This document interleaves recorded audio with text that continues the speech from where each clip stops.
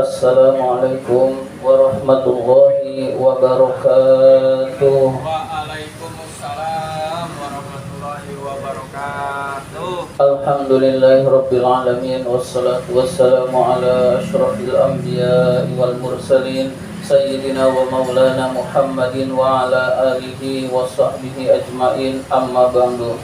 Pertama dan yang paling utama, puji syukur marilah senantiasa kita panjatkan kehadirat Allah Subhanahu wa Ta'ala yang selalu memberikan nikmat-nikmatnya kepada kita semua.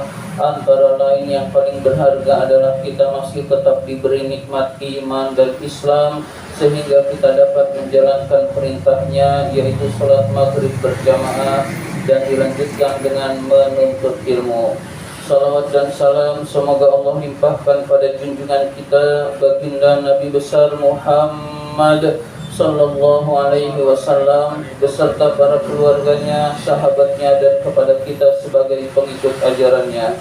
Marilah kita buka taklim kita dengan membaca surat Al-Fatihah. Mudah-mudahan kita semua mendapatkan ilmu yang bermanfaat, diberikan kesehatan oleh Allah Subhanahu wa Ta'ala, urusan-urusan kita dimudahkan oleh Allah Subhanahu wa Ta'ala, dan diberikan rizki yang banyak, yang halal dan yang berkah. Ala hadihi niyah wa ala kulli niyatin salihah wa ila hadratin Nabi Mustafa Rasulullah sallallahu alaihi wasallam wa ila mu'alifi hadratil kasyil mawlihatil anam Abdullah ba'da wa ila hadrat rahimahullah. نفعنا الله به وبعلومه في الدارين آمين. الفاتحة.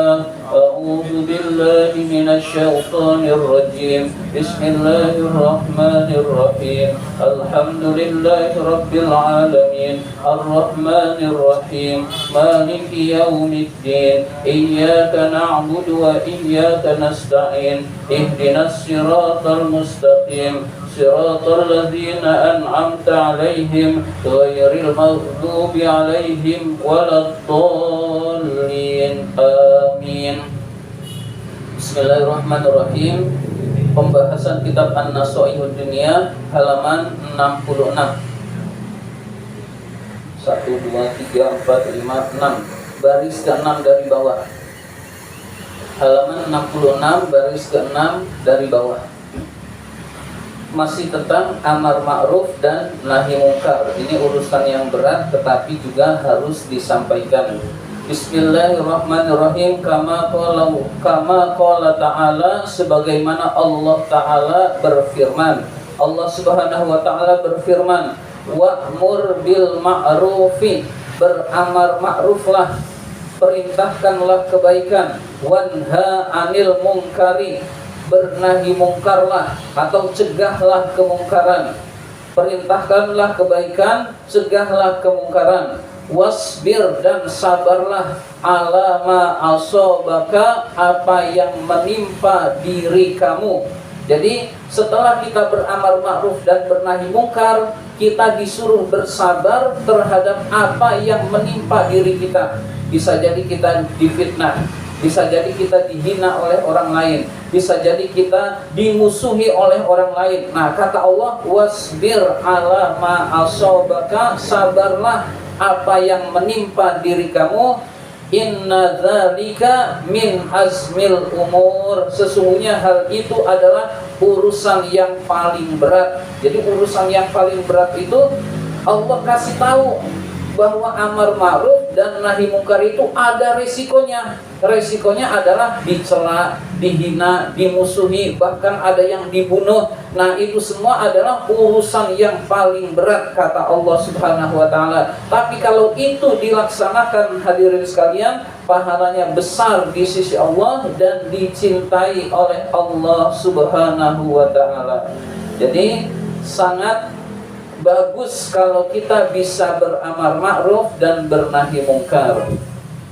Wa ma ahsana, alangkah bagusnya, halul abdi, keadaan seorang hamba. Jadi menurut pengarang kitab ini, alangkah bagusnya keadaan seorang hamba. Idza duriba, jika dia dipukul, au hubisa, atau dicemooh, dicaci maki, au syutima, atau dihina, bisa babi qiyamihi, disebabkan melaksanakannya dia bihukukillah, terhadap bihuquqi rabbihi, terhadap hak-haknya Tuhannya, wa amrihi bi ta'atihi, dan karena karena memerintahkan taat pada Allah, wa nahyihi an maksiatihi, mencegah terhadap kemaksiatan kepada Allah. Jadi alangkah bagusnya kalau ada orang yang dihina, dicaci maki, dicela, dimusuhi karena dia beramar ma'ruf dan bernahi mungkar. Jadi menurut orang mungkin hina, tetapi menurut pandangan Allah dia adalah mulia, dan setelah itu biasanya dimuliakan oleh Allah. Habib Rizik pernah dipenjara. Ketika dipenjara dia tetap mulia di sisi Allah dan di sisi manusia. Kemudian di penjara itu dia bisa berdakwah, di penjara itu dia bisa menulis kitab, bahkan kitabnya banyak hasil karyanya karena di penjara. Jadi penjara itu ternyata buat orang tertentu itu bukan musibah, tetapi hal yang tetap dia gembira disebabkan dekatnya dengan Allah. Hadirin sekalian, jadi usahakan kita termasuk orang yang bisa beramar ma'ruf nahi mungkar, minimalnya untuk diri kita sendiri, untuk keluarga kita, anak istri kita suruh taat pada Allah, cegah kemaksiatannya, maka itu sudah beramar ma'ruf dan bernahi mungkar.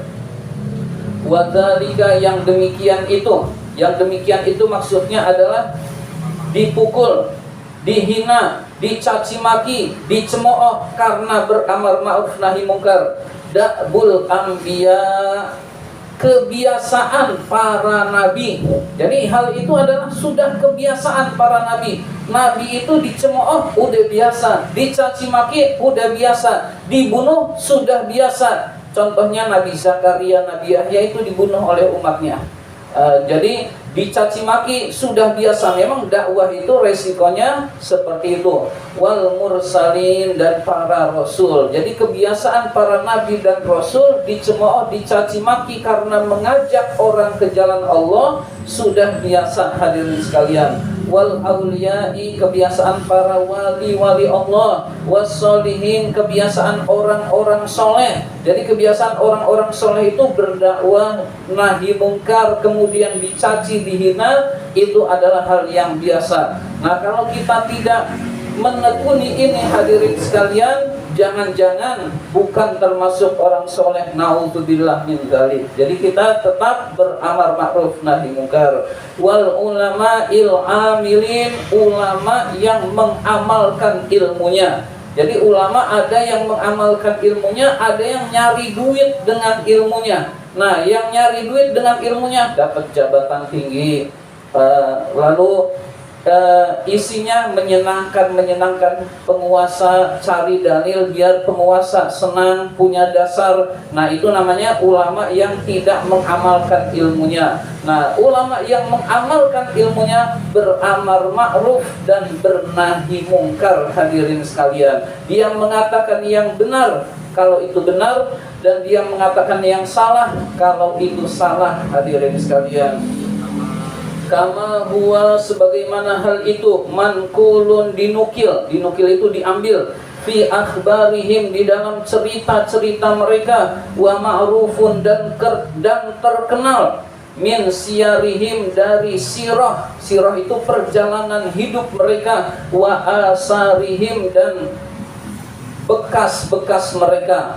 Asar itu peninggalan mereka. Jadi di kitab-kitab itu banyak tentang ulama beramar ma'ruf nahi mungkar, nabi beramar ma'ruf nahi mungkar, dibunuh, dihina, disiksa, dipenjara. Itu adalah hal yang biasa terjadi. Hadirin sekalian, itu di dalam kitab-kitab sirah perjalanan nabi, sirah daripada ulama solihin, itu banyak terkenal hal itu. Hadirin sekalian, wala khaira, dan tidak ada kebaikan, fil jubni, di dalam sifat pengecut, waddu'fi, dan sifat lemah.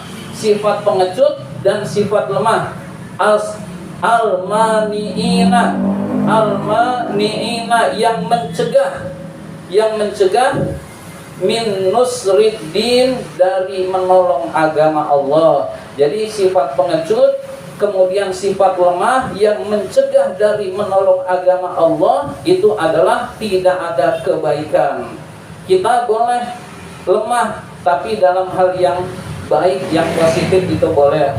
Jangan kesana nanti bahaya. Nah itu adalah hal yang boleh-boleh saja. Tetapi untuk menolong agama Allah itu tidak ada kebaikannya, hadirin sekalian. Usahakan untuk menolong agama Allah kita tidak pengecut dan kita tidak lemah, hadirin sekalian.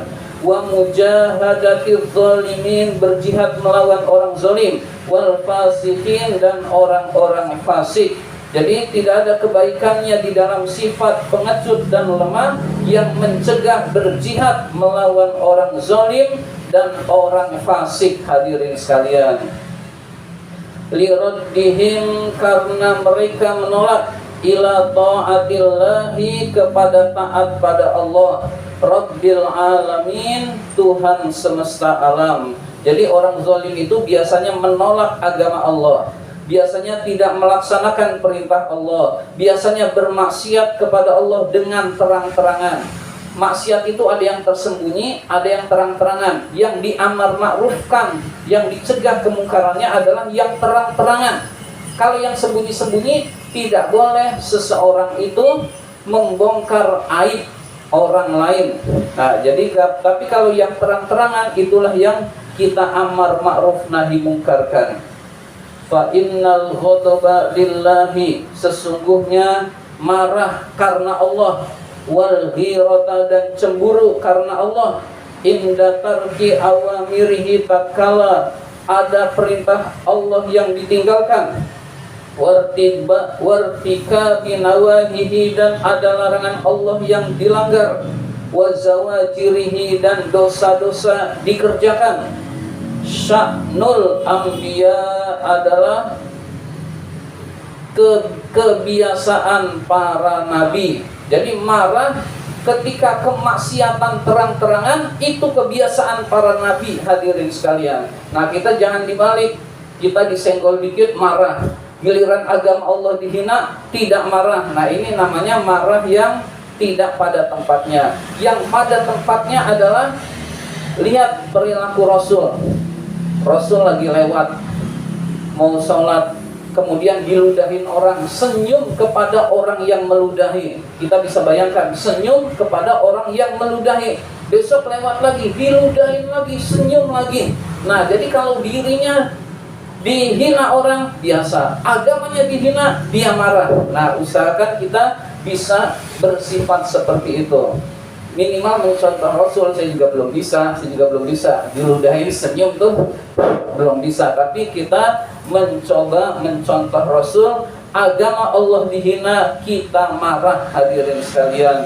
Jadi marah ketika agama Allah dihina adalah kebiasaan para nabi, wassolihin, kebiasaan orang soleh, wadzalika, dan karena sifat itulah, dan karena itulah wusifu, mereka diberi sifat, wastuhiru, dan mereka terkenal, wa'arufu, dan mereka diketahui, kama warada fil hadis, sebagaimana dijelaskan di dalam hadis.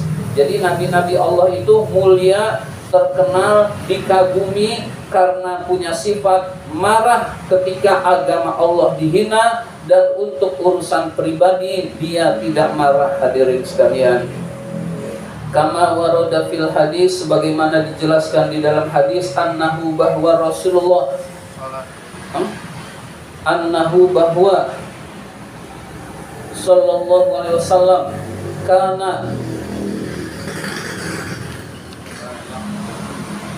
kana la yagdabu, Rasulullah itu tidak marah, li nafsihi, karena dirinya sendiri. Fa idzan tuhika syai'un min hurmatillahi ta'ala, jika dihina sedikit dari kehormatan Allah Ta'ala, lam yakum lihudubihi syai'un, tidak ada yang mencegah kemarahannya sedikit pun. Tidak ada siapapun yang bisa mencegah kemarahannya, hadirin sekalian. Maka kita usahakan marah karena Allah, maka itu menjadi nilai pahala tersendiri, dan mudah-mudahan kita termasuk orang yang beramar ma'ruf nahi munkar. Ini saja yang dapat saya sampaikan. Terima kasih atas perhatian. Mohon maaf apabila ada kata-kata yang kurang berkenan. Mudah-mudahan kita semua senantiasa dirahmati Allah oleh Allah Subhanahu wa taala dan dapat mengamalkan ilmu yang kita ketahui. Allahumma inna na'udzubika min ilmin la yanfa' wa qalbin la yakhsha' wa amalin la yurfa' wa du'ain la yusma'. Amin ya rabbal alamin. Wabillahi taufiq wal hidayah. Wassalamualaikum warahmatullahi wabarakatuh.